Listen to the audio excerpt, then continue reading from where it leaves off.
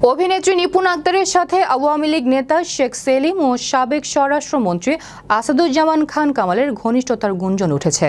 নিপুণের রাতারাতি বদলে যাওয়ার কারণও নাকি তারা। বিস্তারিত থাকছে ডেস্ক রিপোর্টে।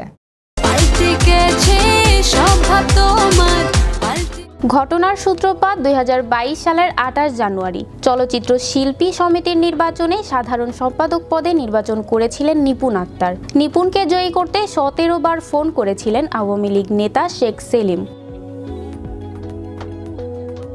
যদিও সেই নির্বাচনে প্রাথমিক ভোট গণনায় সভাপতি পদে ইলিয়াস কাঞ্চন ও জায়েদ খান সাধারণ সম্পাদক পদে জয়ী হন। জায়েদ খানের কাছে 13 ভোটে পরাজিত হন চিত্রনায়িকা নিপুণ আক্তার। কিন্তু ফলাফলে অসন্তোষ জানিয়ে ভোট পুনর্গণনার জন্য আপিল করেন নিপুণ, কিন্তু সেখানেও একই ফল পায় আপিল কমিটি। পরে ঘটনা মামলায় গড়ায়। আদালত থেকে রায় নিয়ে শিল্পী সমিতির চেয়ারে বসেন নিপুণ। তিনি পুরো সময় দায়িত্ব পালন করেন।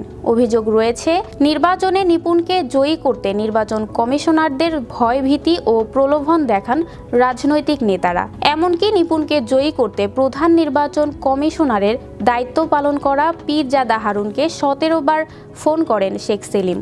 শুধু তিনি নন, নিপুণকে জয়ী করতে তৎকালীন স্বরাষ্ট্রমন্ত্রী আসাদুজ্জামান খান কামালও প্রধান নির্বাচন কমিশনারকে ফোন করেছিলেন।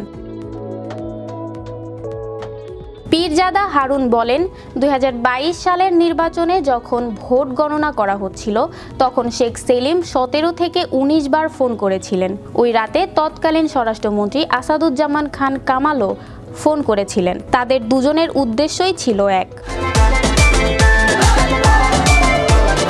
আওয়ামী লীগ 2008 সালে ক্ষমতায় এলে বদলে যান ঢালিউড অভিনেত্রী নিপুণ আক্তার। রাজনৈতিক অঙ্গনে তার চলাফেরা বাড়তে থাকে। সেই সময়েই পরিচয় হয় শেখ সেলিমের সঙ্গে। 2012 সালে বনানীর অভিজাত এলাকায় নিপুণের গড়ে তোলা নিজস্ব পার্লার উদ্বোধনও করেন তিনি।